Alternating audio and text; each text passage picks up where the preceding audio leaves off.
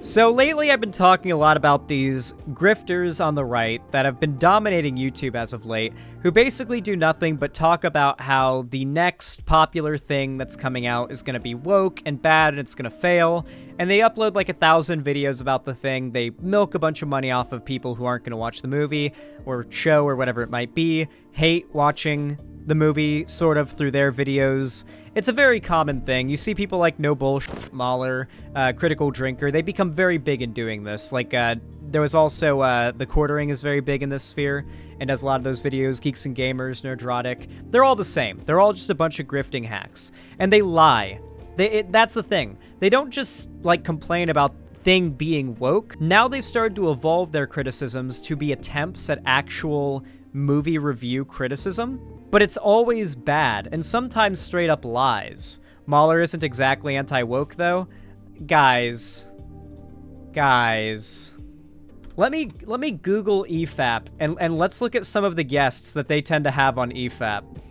They tend to bring on, oh, here, there's like an art. There's like an entire art that draws it together of all the people that appear on EFAP as like whatever. So you've got PSA Sitch, the Nazi ER guy who did the Gems video where he JQs in his anime reviews that PewDiePie shouted out. I think this is Teal Deer, Mahler, Fringy. I don't know if he's cringe or not, but I mean, being in the sphere. Rags, but ironically cross-dressing, ironically. Heels versus Babyface, who has baby rage meltdowns over there being black people in games.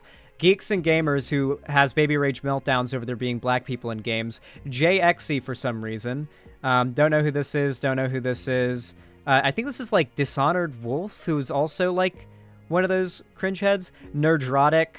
Like, basically the people who come on here range from like just random gamer bros to full-on like neo-Nazis. Wait, where is JXE on this? Right here, that's JXE. JXE is friends with these people, which is really, really weird considering, like, they range from Nazi to, like, just chud. You got Critical Drinker. Did I miss anybody else that I recognize? I don't think I recognize anyone else here. I think that's the whole lineup. Yeah, and of course, yeah, the Nazi ER guy. So yeah, like, I'm sorry, but they are just a gaggle of degenerates. Other than JXE. I like JXE, and hopefully they realize they're surrounded by retards. Okay.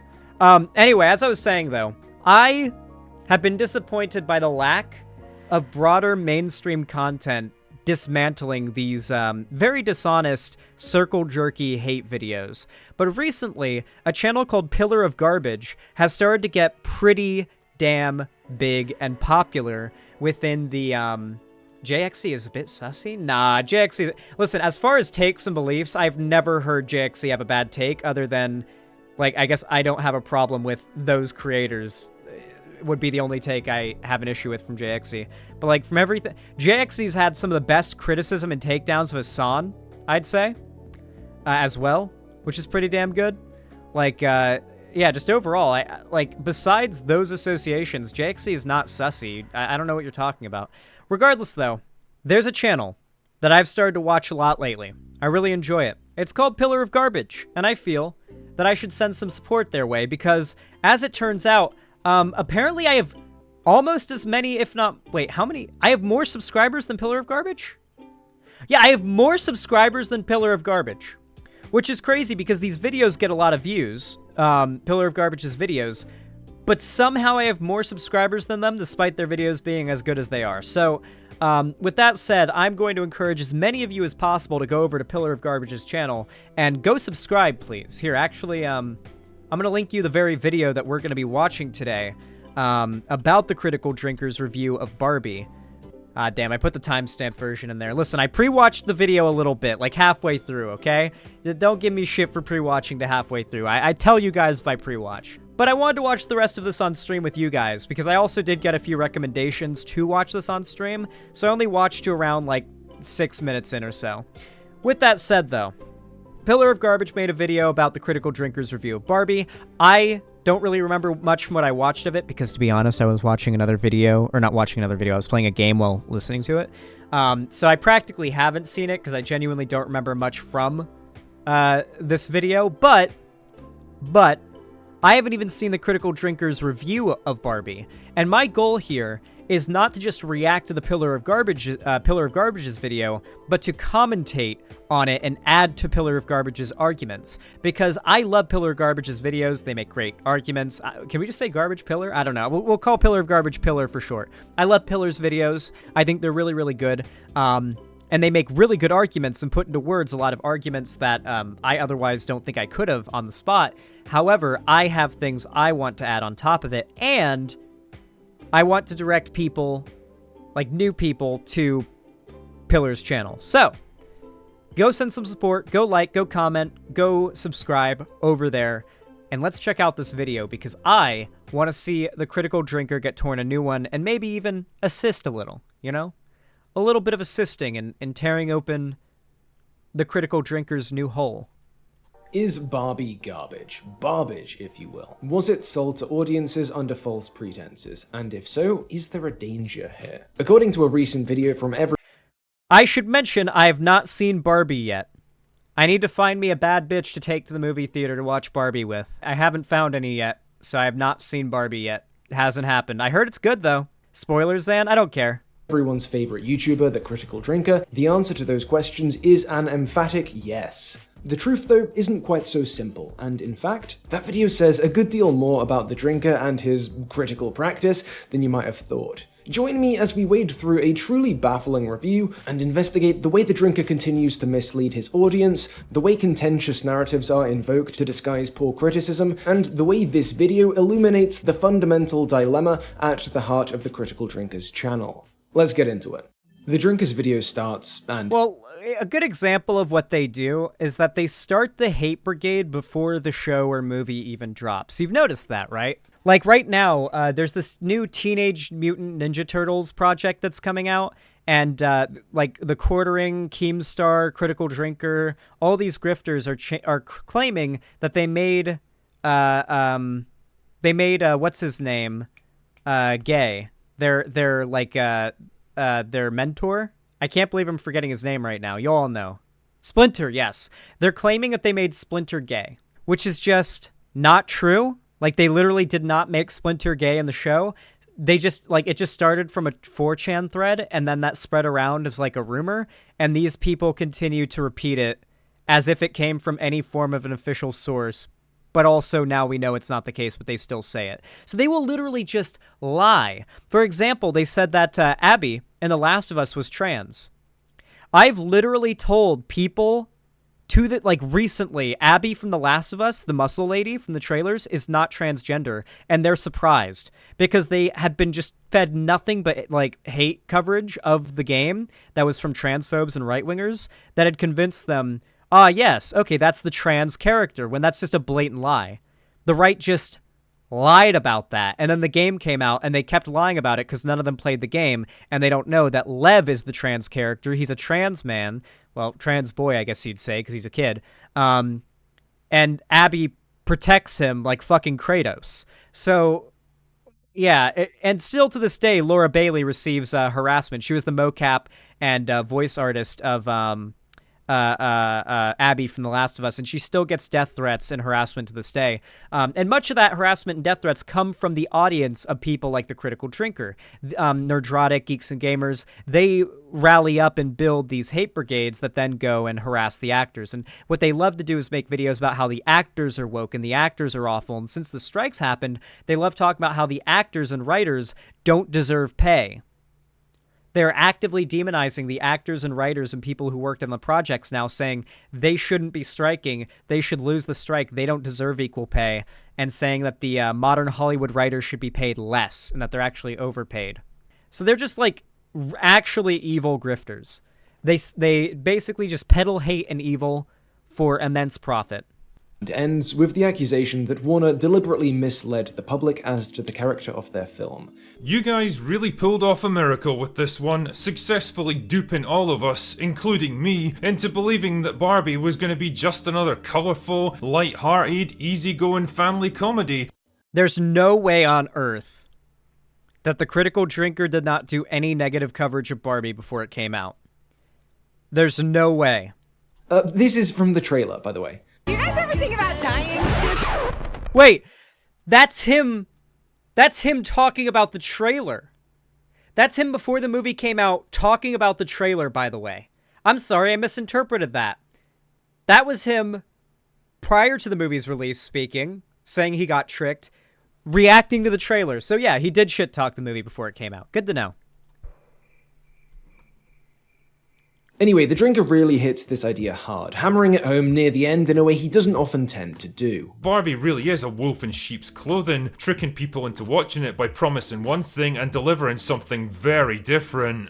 This is a very interesting cope, because remember, people like the critical drinker rely on seeming like they're part of the silent majority who's finally standing up against this woke Hollywood takeover, but that doesn't really vibe well with the insane box office numbers this movie is getting. So how do you keep up the go woke, go broke motto when it's so obviously not true here? Well, you say that the movie tricked its audience into watching it. You say that all the people who are going to watch it are being tricked and that they'll all hate it and that any positive reviews you see are faked, or bots or shills or whatever thing they'll come up with. There'll be a whole conspiracy theory about how, despite being a box office success and having very good reviews and people loving this movie, somehow it was a failure and it went broke because it went woke. They do this with all these movies. They did it with Captain Marvel, the new Star Wars movies. Literally everything they do this with. And once in a blue moon, they're right. And a movie they say that is going to go broke goes broke. But if you say that every time a new thing comes out, then like, yeah, eventually you'll, by chance, say a thing's going to fail and it'll fail. Yeah, that does tend to happen.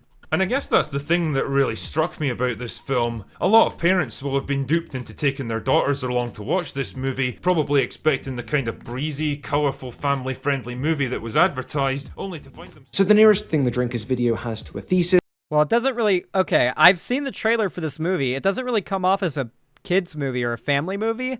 It feels like this was made for, like, adults who grew up with Barbie as like a brand and product, who want like a little bit like of a raunchy adult take, not raunchy, but like more of an adult take, like a little bit more of a cynical adult take on the property. Because if it was just like a Barbie movie, it would be a movie for like literal children and little girls and stuff.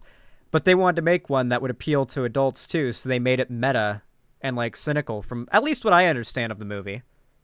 Or a through line, the string from which his usual motley assortment of nitpicks hang, is this idea that Warner pulled a fast one, tricked families into the cinema before blasting them with an agenda-driven misandrist adult film.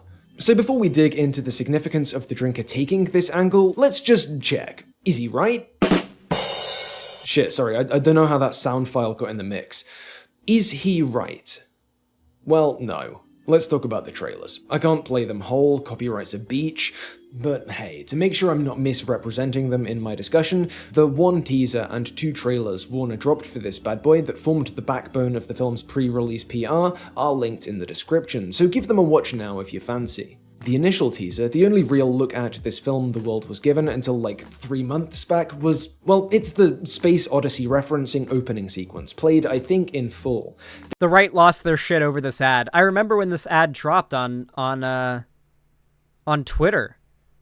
This ad came out and like Twitter blew the fuck up over this ad. Right-wingers were losing their shit because they thought it was like woke because it was encouraging little girls to break their dolls or so. I forget what the complaint was from them, but they started the anti-woke like Barbie hate train like years ago.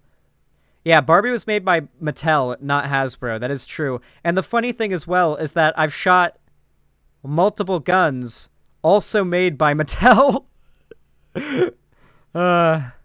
Because you know what kids love, you know what those little guys just go nuts for, you know what gets them hyped about going to the pictures? Stanley Kubrick references. Those Hasbro little owns bastards Mattel. eat that shit up.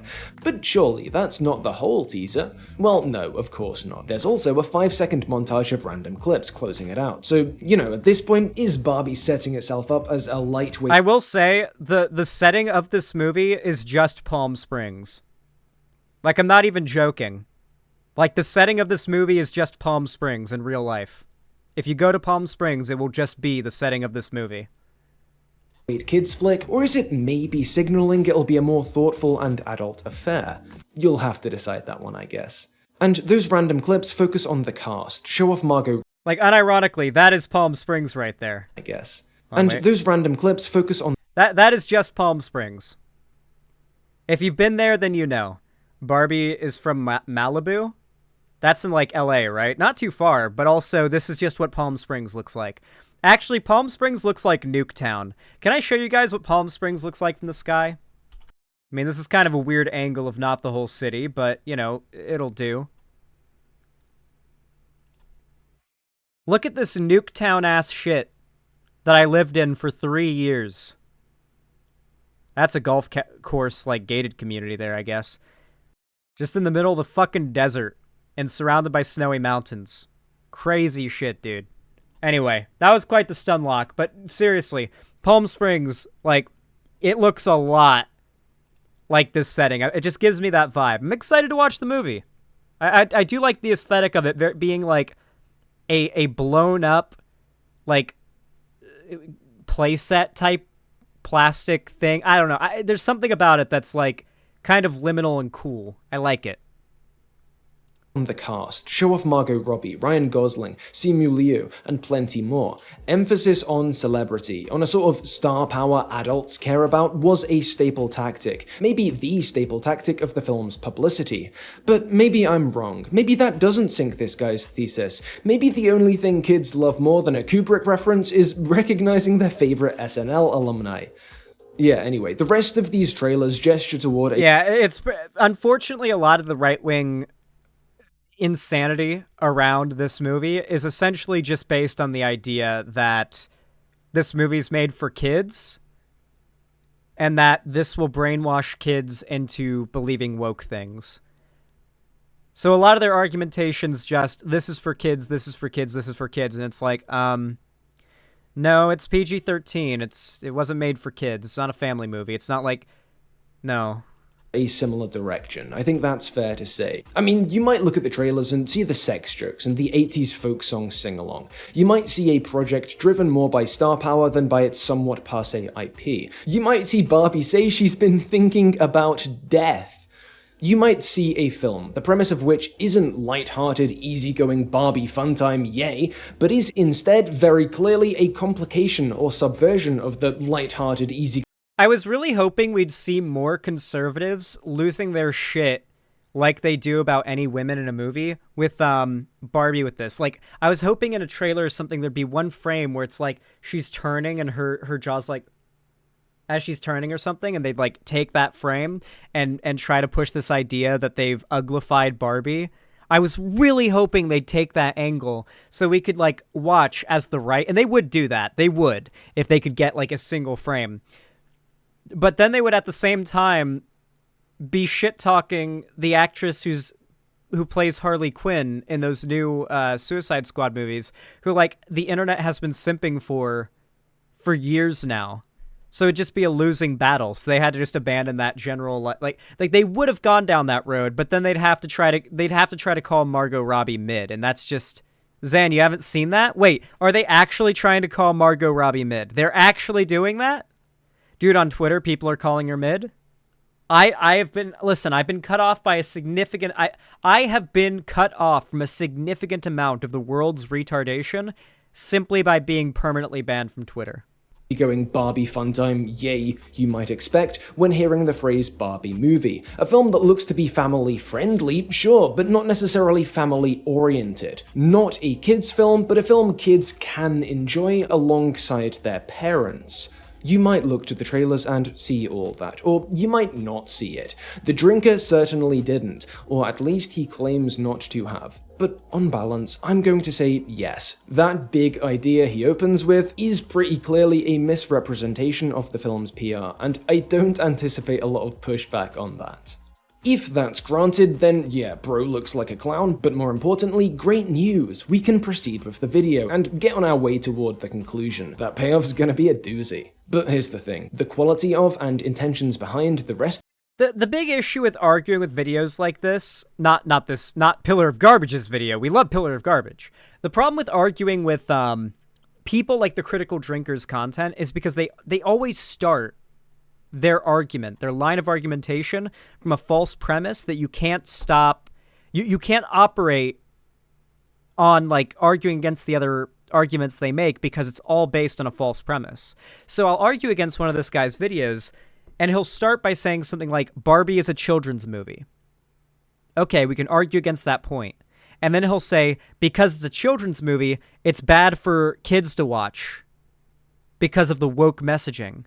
And it's like, okay, so now we've got to argue about the woke messaging and whether or not that's bad for kids to watch. But also, I have to remind you all again, this isn't a kid's movie. And then he'll continue to build all of his arguments on that premise that it's a kid's movie, and that's why all of these other things are bad. And I have to keep on retreading the same, remember though, it's not a kid's movie argument over and over again. And that's literally every video I cover from these people, is me having to repeat the same debunk of their initial argument they built everything else on over and over again, because what they said initially is so far from reality, I can't even pretend to engage with that fantasy in order to argue against what they're saying in their realm, you know? Of the Drinkers review also play a role in that conclusion, so really sorry, I know you guys hate it when I go through a Drinker video and pluck it apart, but it looks like we've got to do at least a little of this. One bit I really like is here. Where all the important jobs are done by the Barbies, and the Kens just kind of exist. They've got no inherent value, they contribute nothing, they have no power or say in how their society is run, and they're basically looked down on as a bit silly and irrelevant by the Barbies. Oh my goodness, what could the writers possibly be trying to tell us about their views on men? What we see here is... I was actually on edge there. I was wondering if we're actually going to get a good point from the Critical Drinker. So my understanding of how this movie handles gender politics is with sort of a reversal of the, at the start of the movie, I guess, a reversal of the traditional real world gender sort of expectation, right? So in real life, generally, the man is considered the more competent, the more popular, the more well-known, the more famous and cool or whatever it may be. And the woman, who does the same thing, would get less credit, right? At the beginning of Barbie, my understanding is, at least in the case of Barbie, things are quite reversed. Barbie's the famous one. Everyone knows Barbie's name, but it's always Barbie and Ken. Right? So he's the underdog. He's the one who's overshadowed by Barbie, by a woman. He's a man overshadowed by a woman, as opposed to the more common real-life scenario of man overshadowing woman. And so the movie, from my understanding, in large part, is about Ken's character development into not seeing that not seeing it that way, essentially. Viewing it as being a hierarchy of, like, who matters more is toxic and self-destructive and bad for everyone else around you and doesn't lead to anything good. So valuing yourself because you actually love yourself and want to be happy and do what's best for you without hurting anybody else is like a good thing. I haven't seen the movie, but this is the general message I put together. And it does that by starting the movie with a premise that is a reverse of a very common instance that happens in real life, where the, woman overshadows the man in the movie. The opposite would be generally true in real life. It's not that the writers think that's the ideal world, it's just the world they created to tell a story in. The Drinker brushing right up against meaningful criticism and then blowing right past it. I'll expound. Let's put our thinking caps on.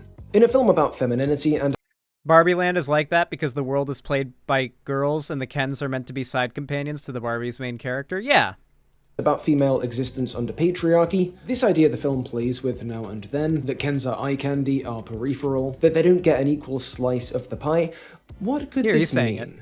Could it be a tongue-in-cheek inversion of our familiar gender politic? Could the point here be a sort of defamiliarization? No, it has to mean this is what the writers want. The woke writers want to make the world actually like this, where it's all girl bosses and men are not allowed to have any say in anything and they're seen as incompetent. That's what the woke writers in Hollywood want. It's so obvious. of the role women are often still forced into, flipping those traits, eye candy, peripheral, subordinate, back onto male characters in order to highlight how and why society's foisting of these upon anyone is a problem? Or could the fact that, regardless of context, men are on the bottom rung of the ladder, are subservient, simply mean film thinks men bad? The creators hate men, and that's that. The drinker hitches his cart to the latter option, and that's both kinda funny and a— It's for money. There's just a massive audience of people online who aren't gonna watch the big blockbuster movie coming out. Like, I think this is actually much more of what motivates the hate for this movie than even conservative politics. There are a lot of people online who are not going to watch Barbie or Oppenheimer. They're just not going to watch it. They're not going to get out to go see it when it's in theaters. Maybe they'll watch it when there's like a piratable copy available online. Probably by then they'll forget about it. Maybe they'll watch it when it's streaming. Probably by then they'll forget about it. However, everyone's talking about this movie. Everyone is. Everyone has an opinion on the movie. And so just saying you haven't seen it and you don't have an opinion on it almost seems like that doesn't make you special. That doesn't make you a good internet user arguing with people and getting your opinion out there. Like, people are compelled to make other people agree with them online via argumentation. It's just a thing we all feel the need to do. And so there's a whole audience of people online who want to know enough about the movie to seem like they've seen the movie, but to be able to have a contrarian opinion on it. Or just any opinion on it to make it seem like they've seen it, or just to be clued in on what's going on because they're not going to watch it. And that's where you get people like the Critical Drinker who will literally spend weeks up until a thing comes out, shit-talking the piece of media, even though it hasn't come out and you can't know whether or not it's good. And then he'll live cover, he'll like live react to the piece of media and shit-talk it the whole way through. As though oh, look, I was right about how bad it's going to be. And then he'll make multiple videos, as many as he possibly can put out, about how he was right about that piece of media being bad after the fact. Everybody who gets involved with EFAP, except JXC, does the same shit. They're all grifters. They're all grifting pieces of shit. And it's pathetic. It really, really is. I know for a fact that a fan of Critical Drinker and EFAP said that they wouldn't care for a specific media like Star Wars unless EFAP covers it and only trust them, even when EFAP and Critical Drinker misrepresent or even lie. Oh, there's like entire subreddits dedicated to covering this stuff. There's it's actually really good. Let me see if I can bring it up. I think it's called like Saltier Than Crate or something. Yep, here you go. Here's a good example. We've got Keemstar, who has fallen for the not true, unironically fake Splinter is gay thing about the new Teenage Mutant Ninja Turtles movie or whatever. Splinter is not gay in it. This is just made up. They couldn't find anything woke about it, so they had to fabricate this. So I guess movie bad because they made character gay, but not really. Yeah. Oh, here you've got the active fact check, it seems, the quartering. So they made Splinter gay in the new Teenage Mutant Ninja Turtles movie because, ... of course. Readers added context they thought people might want to know. The tweet is false and misleading. There is no evidence that Splinter from Teenage Mutant Ninja Turtles Mutant Mayhem is gay. But that tweet won't go anywhere. He got the engagement, he spread the lies, and now he's primed his audience for the inevitable hate content he will make on that media, and he will farm a lot of clicks off of it. What else do we have? Oh, here's a good one. The timeline of Shadiversity versus Angry Joe. 1. Shad made an idiotic review of Barbie. 2. Angry Joe laughed at Shad's thumbnails in his own Barbie review. 3. Shad made a video calling Joe out. 4. Joe defended himself via comments. 5. Shad makes another video calling Joe out again. So yeah, Angry Joe made like a funny call out post in Shadiversity's meltdown over the Barbie movie. Because one thing you gotta know. Oh, that's your... Holy shit, it is your post, Triple S!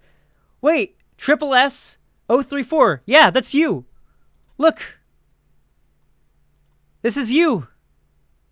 That's you. That's you. This is a good post. I'm upvoting this post.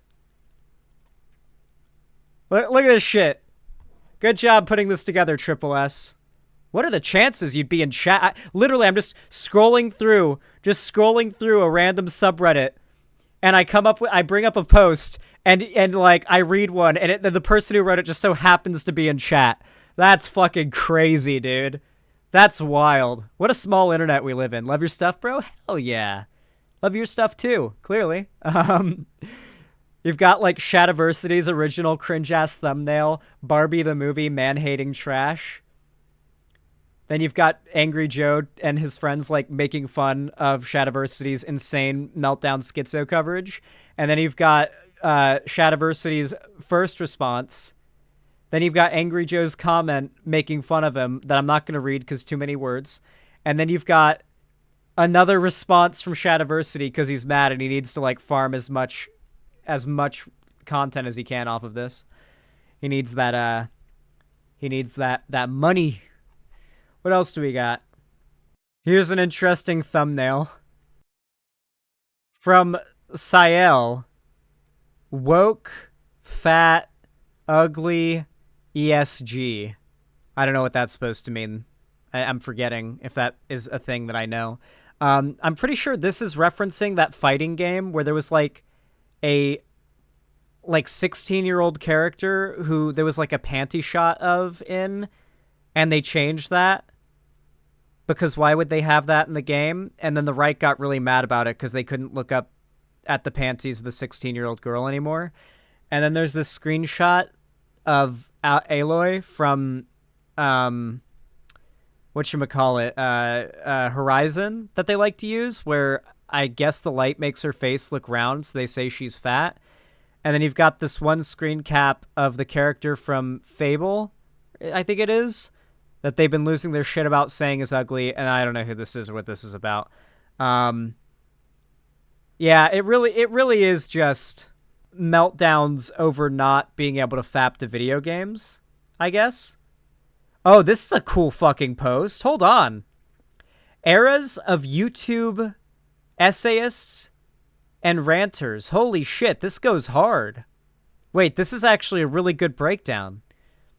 The OG era of 2005 to 2010. Angry video game nerd, irate gamer, nostalgia critic, game dude, rmake21, pissed off video gamer, Yahtzee, Proto John SA, Angry Joe, Pat the NES Punk. You can just go down this list. Just literally OG classic names. Like, a lot of these are ingrained into the childhoods and minds of many people. Many of these content creators are very much still around. But, like, notice how there's, like, none of these people are known as, like, right-wing crazy... Yeah, I mean, you've got Nostalgia Chick here, who's Lindsay Ellis. She became political, but she left the internet after the woke scolds got her. Most of these people, other than, like, Nostalgia Critic, are not known as, like, crazy right-wing grifting chuds, because none of these people started, by the way, back when YouTube was, like, big and profitable. Even Nate Talks to You, who was a conservative, is now a lefty. Yeah, then we get to the 2010 to 2013 era. Holy shit. Yeah, iJustine, Ray William Johnson, Jenna Marbles, Vsauce, Vine Sauce, Video Game Donkey, Rebel Taxi, based, Red Letter Media, Dark Side Phil, not based, Balrog, Jimmy Wetzel, Clemps, Alpha Omega Sin. You'll have seen a lot of these people. This is like when YouTube really started to get big. This is like where all of the currently today, like, established name brand, these are still around to this day. The Yogscast, like, Some Ordinary Gamers, they started back then. They are still big today, right? But then if you look at today, or if you get to, like, the edgy drama/edgy era of 2013 and 2017, you can see how things changed. The largest figures that were doing that type of content were, like, Filthy Frank, Pyrocynical, How To Basic, iDubbbz, Max Mofo, Rice Gum, Leafy is Here, Keemstar, Anything for Views, H3H3, Grade A, Under A, Scarce, Dolan Dark, Froggy Fresh, Sam Hyde, Nafuckers, Sargon of Akkad, Thunderfoot, Chris Raygun, Shoe on Head, Ben Shapiro, Armored Skeptic, Blair White, and Angry Grandpa. You got to see how, like, things kind of were a little weird back in 2013 to 2017, where these people really started to, like, blow up and get big. And then we move to the modern era of 2017 and onward, and it's just this mix of different people.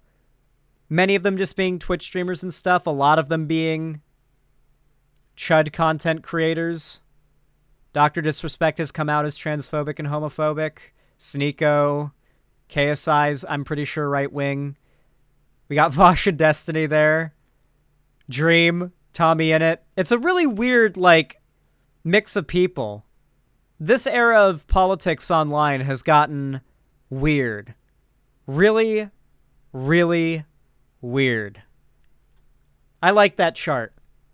That kind of helps you to understand how the online people talking about things space has changed. You'll notice you start to see a higher concentration of right-wing grifters on that chart the longer into YouTube's lifespan you get, where YouTube started to become known as a thing you could make a living off of. That's when the grifters started to come in, when they started to realize it could be easy money.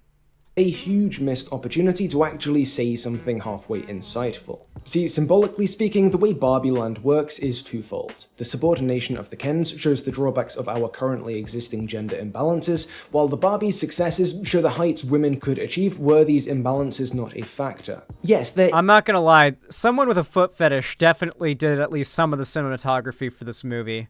Ain't no way that's not the case. Did Quentin Tarantino direct this movie?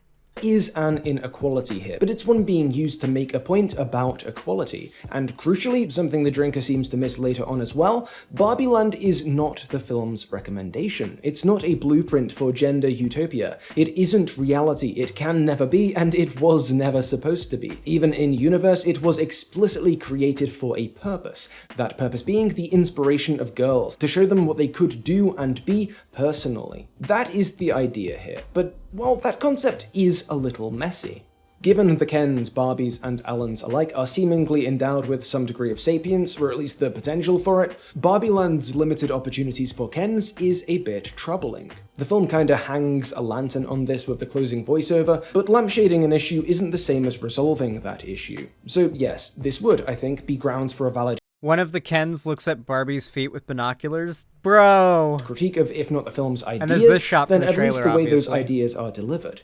But you see the issue, right? To get to this knot, you have to actually think about the film, about the things that make you uneasy, about why they make you uneasy before you hit record. And honestly, I'm probably giving the guy too much credit by assuming any of that even registered with him, that he didn't just woke spot the surface level dynamic of man being dominated by women and call it a day. After all, Well, the thing is, they're not trying to do any actual legitimate media analysis. Their goal is simply to get a 10 to 20 minute video out of them ranting about whatever new thing that's popular and is really in the search engine algorithm, calling it woke, right? And I feel as though a lot of these people have been like given this weird air of sincerity by the fact that they do these insanely long EFAP streams where they take apart insert thing being woke or whatever. And they do like a 12-hour takedown of a movie, and it's like, you know, maybe a third of the criticism is it's woke, but the other 2/3 are like random other arbitrary bullshit, right? And I feel like that lends them a lot of seeming authenticity about how much, you know, they're so passionate about their hate for this media. They can't be grifting and lying about it. They must genuinely hate this stuff. But what they don't realize is when you do a 12-hour long live stream about complaining about a popular movie, you make a lot of money. When you upload 12 videos about a popular movie and how it's bad and woke, you make a lot of money. And that's their only motivation. Broken clock is right twice a day, and by that same logic, if you let a half-cut fool rant for a couple of years about dozens of films, statistically he is gonna bump into some real problems eventually. That doesn't mean he'll actually critique them, it doesn't even mean he's able to. Just that, yeah, he'll end up mouthing off in their general vicinity before going on to shout at more clouds. Moving on. One of the things that I found really interesting was, like, I really liked the Rings of Power show. From Amazon Prime. I know a lot of people didn't like it, but like I just appreciate it for what it is. There's definitely gonna be a to the fucking page remake, or not remake, but film adaptation of the Silmarillion one day. So like, if what I'm getting is enjoyable, then I'm not gonna complain about it. And I liked Rings of Power quite a bit. I feel like as its thing, like as sort of like a fan fiction based on the appendices of the Silmarillion, or not the Silmarillion actually, I think it was just the Return of the King. Based on the appendices of the Silmarillion and Return of the King, or just Return of the King, correct me if I'm wrong. they did very, very well with what they had.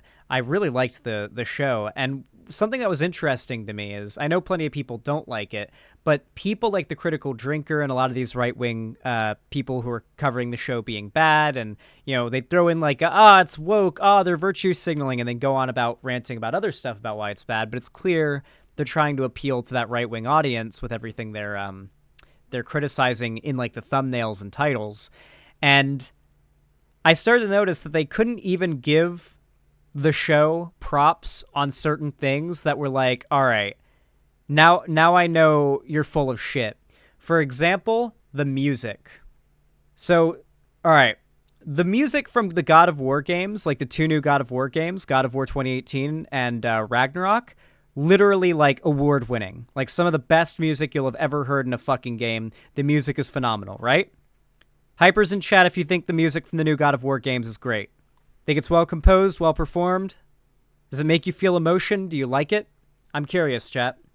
Cool. Because the same guy did the music for Rings of Power. That same, like, award-winning composer and, I forget what the term is, Bear McCreary, did the music for both God of War 2018 and Ragnarok and Rings of Power. And I heard multiple of these people, including Critical Drinker, I think, shit on the music as being uninspired and basic and bland. And it's like, no. If you've heard the soundtrack from the show, it's some of Bear McCreary's best work for sure. And it's like, when that's the level of scrutiny that the media is being met with, it's like, oh, so you're shitting on it for any list of cherry-picked and nitpicky reasons you can think of while mixing in the anti-woke shit, where you can, so that you can basically cover all the bases of people who are likely to be mad about this movie or show or whatever it may be. I saw it like a lot with Rings of Power. This criticism is also a bit odd. Like, one guy literally walks up to Barbie and slaps her in the ass in the middle of a crowded boardwalk, in broad daylight, in front of her boyfriends. Go with me here. The real world in this film isn't all that real. Anyone who's seen the film will recall that things are often a little exaggerated. Or do Mattel executives regularly engage in high-octane car chases? Maybe that's an America thing. Viewers from LA, please do tell me the last time you saw Enon Kreitz gunning it down Pacific Avenue. Given this, it seems strange that this moment gets targeted by the realism police and something like the Mattel chase doesn't. My favorite thing these guys will do is take an instance of a woman getting sexually harassed, groped, or something like that in a movie, and then, like, say, not only is it bad of the writers to depict men as evil and awful, but also the woman is bad for being rude to the guy, because actually what he did wasn't that bad. Have you seen that? Like, he does that a lot. Particularly, he did it in his She-Hulk review. Critical Drinker did. There's a scene where She-Hulk, not as She-Hulk, walks out of a bar, and there's some guys waiting outside that start catcalling her and commenting on, like, her body and shit in a really creepy way. And Critical Drinker says, and of course we get the obligatory evil men standing outside the bar acting like creeps, because this is how all men are, obviously. That's what these woke writers want you to believe, that men are so terrible. But honestly, what they did wasn't even that bad. She turns around and starts screaming at them and threatens them. They didn't do anything deserving of that when they just called out at her. It's like, he'll say, this is an awful thing, and the movie's depicting all men as doing this awful thing, but then says, but also this thing wasn't that awful, and catcalling women and sexually harassing them isn't that bad anyway. Like, that is unironically the line of argumentation he'll do. I've seen it. That's what he did in his She-Hulk video. When public sexual assault is the thing that, actually happens sometimes. But, of course, the idea of an otherwise realistic world contorting itself to overstate the frequency of assault by evil men supports the spiteful hatred of men line the drink is pursuing, and by extension the corruptive leftist propaganda problem it implies, more than a recognition of this world's wider exaggerated realism would. So that recognition isn't given, because withholding it allows this narrative to continue forming. And this kind of thing makes up the body of the Drinker's video. Rapid-fire nitpicks that come and go just quick enough to hide the fact that most don't really work. For instance, he notes Barbies change depending on how their owners play with them, and then goes on to criticize this concept by listing things which are not their owners playing with them. Do you have any idea how many Barbie dolls must get broken, or thrown in trash compactors, or set on fire, or eaten by family pets every single day? Or take this reading the drinker offers. So you're It's CinemaSins. By the way, a lot of these content creators got their start by dunking on people like CinemaSins and No Bullshit, believe it or not. Like Mauler, JXC, Critical Drinker, Rags, like all those people in the EFAP space, ironically enough, got their big viral starts, from my understanding, dunking on like No Bullshit and CinemaSins. But now they do the same shit? And they get really mad when you compare what they do to CinemaSins or No Bullshit. But they do the same thing. They've just put a new coat of paint on it. They were like culling off the old so they could have room to be the new. You're a woman who wants to be a mother or a homemaker? Screw you, fascists! If you're thinking, hang on, what about America Ferrera's character? Arguably the real heart of this film. What about the way she very clearly draws her strength, the strength that saves Barbie and Barbieland from motherhood? What about that already iconic line near the film's close? We mothers stand still so that our daughters can look back and see how far they've come. The way that sentiment and the film more widely celebrates the mother-daughter bond. If you're thinking about any of those things, stop thinking about them, I guess. If that's not enough, how about the way Drinker acts confused by the Barbie's quick subjugation? Make me question how the supposedly intelligent, empowered, and self-confident Barbies were so easily subjugated by Ken and the others. This is the kind of awkward little Despite there being a line in the film which directly answers that question. Maybe he Barbied on my Oppen until I Heimer. And elected to ignore it. You know, like an intelligent person would. And shockingly, some of these nitpicks are just outright untrue. The real world and all the men in it are shown to be universally, irredeemably horrible. Because of course they are. What about Duolingo Husband? Well, there it is. The woke writers make every man in the movie irredeemably evil, but then he's going to go on to say, actually, though, the irredeemably evil things they do in the movie, such as, like, grabbing a girl's ass, aren't even that bad. She literally assaulted him over him just touching her. I'm sure he goes on to say some shit like that. That would not be out of branding for Critical Drinker. He's just like me for real king. What about him? Did I blink during a split-second shot of him kicking a dog or something?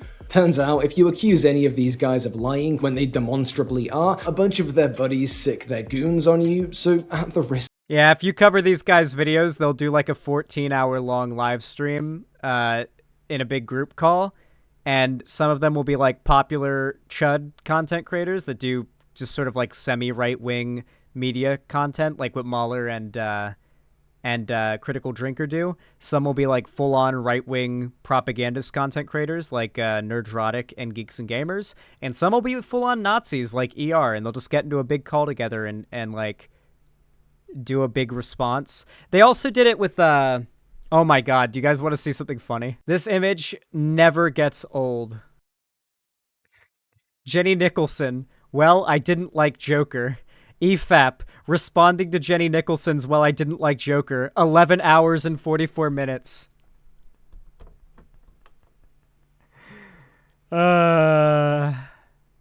Mind you, if you don't like a movie that they stan, like, hardcore, they will literally respond to you for making a video about not liking the movie, and yet they get upset if you talk about the demonstrable lies and political motivations behind their videos and reviews and coverage of pieces of media. Of that happening again. Gee, I'm noticing a trend.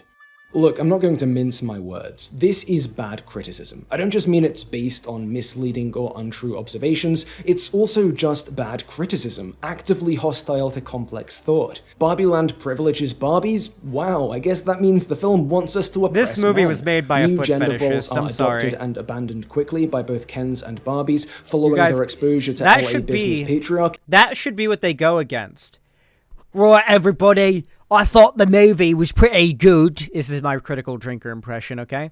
I thought the movie was pretty good, alright? But, they had a lot of that foot fetish shit in there, and I think that's pretty woke, pretty cringe if you ask me, and I don't like it. I want that out of the movie. That would probably get more, including me, that would get me on the side of being against this movie. If they just started like a big culture war being against the foot shit in the movie. Zan Barbie is notorious for having fucked up feet. What? You've got to talk through your teeth for an optimal critical drinker impression. You gotta talk through your teeth for a proper critical drinker impression. He sounds a bit like that. Isn't that an awkward little paradox? Wait, what's that? You're saying it's intentional, to point out the way gender is learned and the way patriarchy can seem attractive, even to the women and men it harms. No, sorry mate, don't care, those words are too big. The review portion of his video finishes with a ham-fisted attempt to apply the gender politic of Barbie Land to our reality and then to criticize the result, despite, again, that not being the point of Barbie Land. But this hostility to just thinking is made most apparent about midway through the drinker's video. Barbie eventually finds the kid who plays with her, who turns out to be an asshole communist activist feminist that I think the movie wants us to empathize with, but fuck me for the life. This guy, one of the things that I love about the critical drinker is that him and his fans to this day maintain that he is not right-wing and that he is not politically motivated with these videos, that he is a centrist, that he is a free thinker, if you will. A critical a free drinker.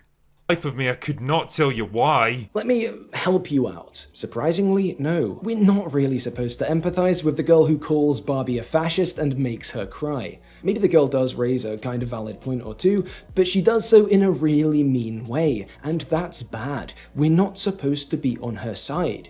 Yet. Because there's this cool thing called an arc she gets. Over the course of the film, by reconnecting with her mother, she begins to see the worth in Barbie, and the value of aspirational figures, just as Barbie sees that the kid has a point, that aspirational symbols aren't solutions in themselves, yada yada yada. We're supposed to like where she ends up, not where she starts, which is honestly a kinda mean. You're expecting a grifter whose job is to lie about media, though, to like actually be honest about the character, because like, and I do, this is the one thing that I would add to Pillar of Garbage's criticisms of this guy. He makes videos for people that don't watch the media he's criticizing.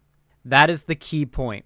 His job is to essentially give a watered down, right-leaning recap of the movie along with lots of random nitpicks and complaints to farm views off of people who will never watch that movie or show to begin with. That is literally all he's doing. That's his motivation. Spirited caricature of Zoomer leftism.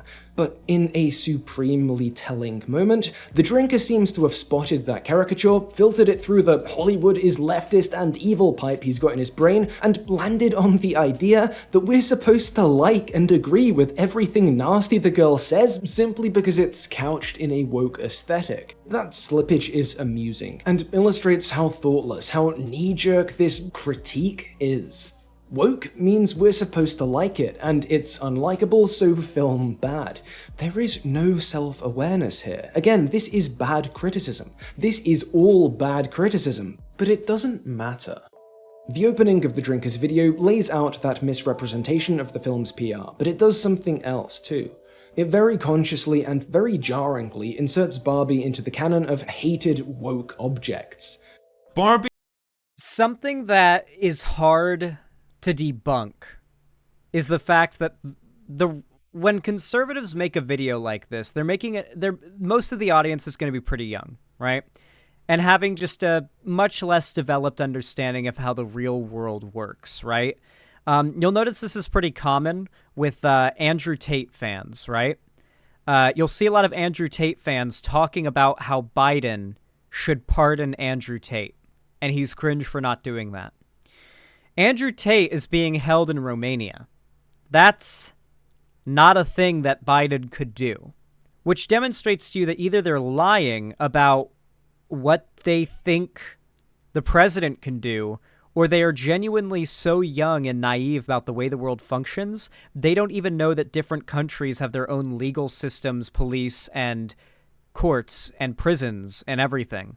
They think there's just like a world government of the Matrix, I guess, that's what Andrew Tate taught them, that controls everything. And that same way, when Critical Drinker tells his audience of most likely 15 to 17-year-old chuds that this new movie is actually not doing well, and it's fooled millions of people into watching it. They'll believe that because they think the idea of millions of people being fooled into watching a movie and then getting overwhelmingly positive reviews because of like bots and shills, their audience will believe that. They'll believe that all of the positive press about this movie is actually just smoke and mirrors and isn't real because they don't know how the movie industry and releases actually work. They'll believe a YouTuber saying actually Disney bought all these tickets to inflate artificially the box office numbers. Like they'll just say that and their fans will believe that. But that doesn't make any money for them. Okay. I miss when Andrew Tate was just the I hate Star Wars guy. Yeah, that's how he started. He was the guy who's getting dunked on for saying if you've ever seen Star Wars, you're bad and he'll never watch it or whatever. Barbie is like the deformed, mutated rage child of Captain Marvel, Ghostbusters 2016, and She-Hulk. God, they're I'm so an expert mad. at controlling my anger because I do it. I don't remember asking you a goddamn thing. It seems a very transparent move, serving to designate Barbie as a battleground in the war against wokeness. I like that. When you've got no argument, use a meme. And to turn his video from a simple Barbie review into another installment in that war. If this is the case, the result of this scaling up is that this abstract narrative of By the way, I saw Ghostbusters 2016 when it came out. It was when I was in my chud phase, and I was unironically underwhelmed at how not as bad as I thought it was going to be it was. Like, it was cringy, and there were several scenes that made me cringe my eyes out, but it wasn't for any political reasons. It was just kind of like a cringy, not great movie, but the only woke thing about it was that the characters were women, from what I remember, and like they had an assistant who was like played by I think Chris Hemsworth, if I remember correctly, who was just kind of like a dopey dude bro himbo guy, right? Like that's the most woke you could say it gets, I suppose. Maybe there was a few one-off lines that were woke or whatever, but the right went after it really hardcore, and the entire internet to this day basically regards Ghostbusters 2016 as the worst thing to ever happen ever. But the movie wasn't even that bad. It was just another instance of the right making up a reality for people to believe, and then people, for some reason, running with it. It was a terrible movie, but it was nowhere near as, like, demonic as these people pretend it was. Like, I forget the movie exists until these people bring it up. The fact that these people even remember the movie is what's more concerning to me. Wokeness supersedes the specific film ostensibly under review, and the specifics of that film. To the legions of drinker viewers who are slurping the reactionary Kool-Aid, the quality of his review, the validity of his objections, all this becomes relatively unimportant, because the battle is already won, the film is already designated as woke, and woke is already bad. It doesn't matter if he lies about the film. It doesn't matter if he thinks about the film. It doesn't matter if they think about the film. Because it isn't about whether or not the men are bad, about whether or not this detail or that is explained, or whether or not we're supposed to sympathize with the mean lefty girl. The narrative matters. The shoddy criticism that makes up the rest of a video like this only needs to sound convincing, to scan once in order to legitimize that narrative. And for people who've never watched the thing he's criticizing, things he's criticizing, and never will. And once they've seen a critical drinker video about a thing, they'll consider that thing watched. They've got their opinion. A YouTuber gave them the opinion they're supposed to have. Mahler tried to claim that studios were bribing reviewers to make their scores higher in his introduction of his TFA review, and his only evidence was a game journalist being bribed, even though it's not proof that movie reviewers were bribed and that game journalism has less standards than movie journalism. Yeah, game journalism's been notoriously fucked. That's what the right built Gamergate on. People's legitimate concerns about gaming journalism being absolutely fucked and having been fucked for a long time. But yeah, like they don't have any evidence or facts to back up what they say. They just lie about movies, and when you call them out on the direct lies, they'll just fall back on saying it's their opinion. It's subsumption of the work under review. The result of this tendency writ large is a culture in which movies aren't worthwhile for their ideas, their performances, or how they're able to affect their viewers. It's their cultural They're impact. worthwhile only insofar as they can be converted into clicks and into rhetoric. And let's return to that rhetoric, shall we? What an inspiring message. They like movies like Top Gun Maverick. They love Top Gun Maverick because, one, it's a super, like, chuddy, masculine kind of movie, right? So you've got that. And then on top of that, the star is a famous actor who's been canceled by the left, but not by like the broader left and the broader population, right? Because what's his name? The short guy, Tom Cruise, is like a massive piece of shit. And most people on the left know about like the fact that he's like in a cult that he actively lives and becomes famous to act as an advertiser for Scientology. He most certainly knows where the missing wife of the guy who currently runs the cult of Scientology is. He's not too far off from Jared Leto, who runs like an unironic sex cult in an island where he gets women to come out and sleep in a giant bed with him, and he tattoos like a weird logo on their arms. He's not too far off from that, but like he's like super weird and not good. Tom Cruise is not good, but he hasn't been broadly canceled by like the left. He had been canceled by like the left, but not by the broader, movie consuming public, which meant the success of Top Gun Maverick was able to be claimed by the right. And they see like Tom Cruise and Top Gun Maverick as like one of the biggest like right-wing wins of the culture war. I forget what movie was going up against it, but they said like, see, Top Gun Maverick did better than this woke movie, which means woke lost once again. Haha, left-wing destroyed. For impressionable young girls. The thing is, none of this would have been quite so insidious if the marketing hadn't done everything in its power to keep it a secret. We're told that Warner and Mattel have tricked families into seeing their film, and that this is a problem. This is, quote, insidious, not simply misleading. The language used suggests it's not just a question of whether little Timmy and Brenda are gonna have a good time. The drinker recommends you don't bring your kids here, and that you'll thank him for that later. It's not very often that I say this in my reviews, but if you're a parent and you're thinking about taking your kids along to see Barbie, then the drinker recommends you skip this one and do literally anything else with them. Believe me, Yeah, he actually like asks and begs his audience not to watch any piece of media that he covers negatively. He says, don't watch this, whatever you do, don't watch this. Because, if his audience actually watches the stuff he covers, his audience might start to realize, wait, he lied. you'll thank me later. The implication being that bringing them would risk interpolating those kids into this dangerous leftist mindset. The eagle-eyed, or rabbit-eared I guess, among you might recognize how similar this sounds to that groomer narrative that's been doing the rounds over there in normal country for a while now, and to the related strands of anti-woke nay cultural Marxism theories the Drinkers podcast buddies like to bandy about. Oh, who are these people? Buddies like to bandy about.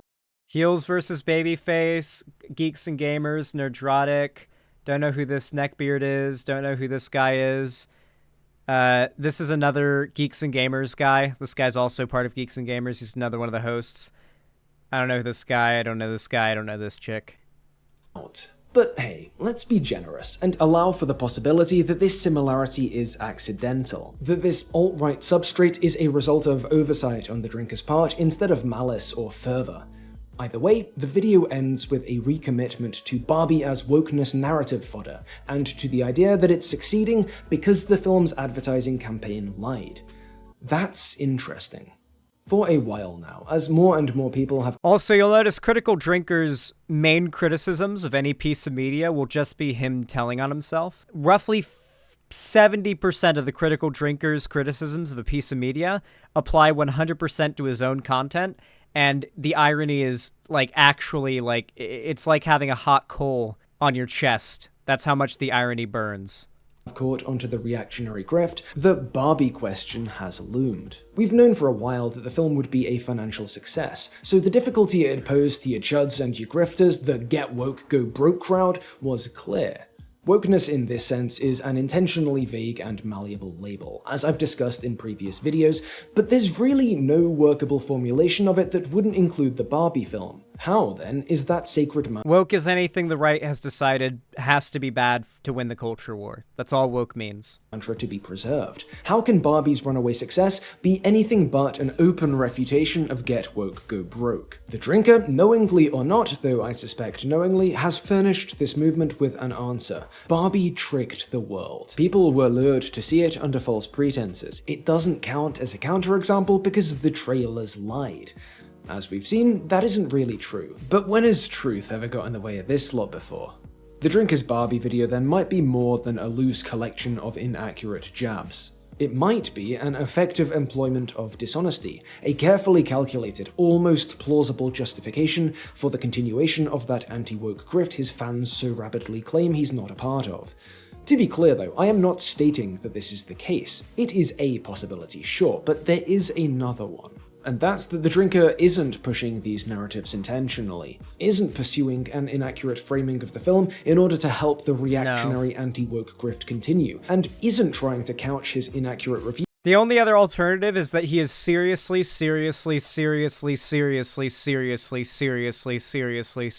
brain damaged, and has arrived at conclusions so stupid that somebody who is incapable of recognizing the reality around them is the only person who could, like, reasonably reach those conclusions. He's just a liar. Like, he's not so deluded that he's interpreting these nothings out of the movie. He's just making them up.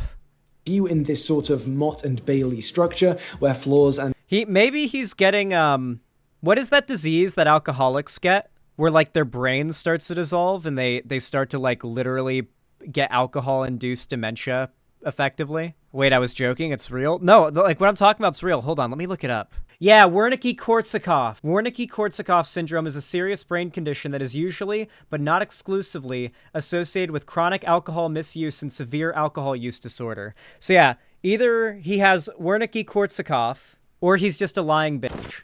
Those are the two scenarios that we're dealing with here. And poor criticism don't matter because woke film bad anyway. The other possibility is that he's not ideologically committed to any of this, and is simply exploiting it. Exploiting an audience that doesn't care if your review's built on lies, misrepresentations, and nonsensical nitpicks, so long as it's targeting a woke product. And that he's doing this either out of laziness or because he's not a good enough critic to do his job any other way. You know, turning out formulaic thriller novels and clickable little morsels of hate is one thing, but actually engaging with art is another.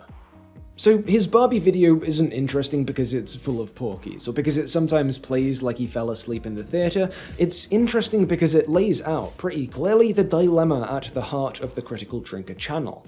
Is he just a chud on the anti-woke grift that's been able to maintain a kind of plausible deniability in the way a, say, Geeks and Gamers hasn't? Or is he just a hack, unable or unwilling to produce well-written videos who's found a strategy that requires neither? What's the answer? Well, here's mine. Does it matter? Does it change anything? Either way... Well, both of them are bad, but at the same time, I'd like to know. I like to know the inner workings of the brains of the content creators I'm dealing with. So, like, I think that the Critical Drinker is most likely very untalented, very incompetent, and a very unimpressive person. But he also wants to make money, and he probably also holds some pretty stupid conservative opinions. And he knows that people with opinions like his... about just general politics overall, spend a lot of time and money watching his content. So he just started making very unimpressive, very lazy, very, if you actually know what the video's about, easy to pick apart, grift videos that would do both the purpose of, like, feeding into the desire for conservatives to hear nothing but their own opinions regurgitated back at them, while also providing them with, like, some level of entertainment.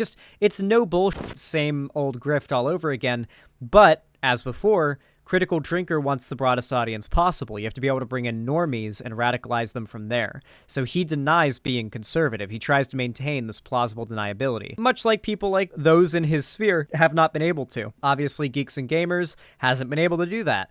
Nerdrotic hasn't been able to do that. They are very openly and very clearly far right, and that has been, you know, the fact that they associate is one of the best pieces of evidence that they align on those values. A get woke, go broke Barbie exemption has been furnished. Either way, the criticism on display here is largely drivel. And either way, we're probably all better off not watching. Oh, and just for old time's sake, they were so filled with rage and hatred and bitterness that it just had to come spewing out onto the screen. Irony button! Irony key! Thank you for watching. I literally mentioned before, like, 50 to 60% of the Critical Drinker's criticisms of any piece of media, unironically, are just the perfect descriptions for his own content. And it's actually really embarrassing when he goes on those, like, rants about a movie being super bad, and it's just him talking about his own content and self-reporting, impassioned. It's like, dude, what? What? You want to help this reach a wider audience, likes, comments, and shares are all very much appreciated. If you'd like to help support me more directly, Patreon pledges of any level are Go check a that huge shit out. help. And just There will be a link down below in the pinned comment and description to Pillar of Garbage's video and channel, so go send support over there. because on the rare occasions I put out videos like this, I always get a bunch of comments along the lines of, wow, stop clout chasing, make your own videos, don't just drama farm big. Oh, password time. Password time. What are we going to make the password? Fidget spinner. Include fidget spinner in your comment if you leave a critical comment to this video and you've watched this far. If fidget spinner is not in your comment and you leave a hate comment, we'll know you didn't watch the whole video. That'll be our way. That'll be our way of knowing the people who just came in to hate brigade the video and didn't even give it a shot. I always love doing that because all the hate comments don't include the password, like code word, and you know they didn't even watch like a moment of your video. It's really nice. I hope YouTube one day adds in a feature that lets you see how many minutes of a video someone's watched when they comment. That would be such a nice feature. I could like look at every hate comment and see they've watched 0.03 seconds of my video. It'd be really good. That'd be a good feature.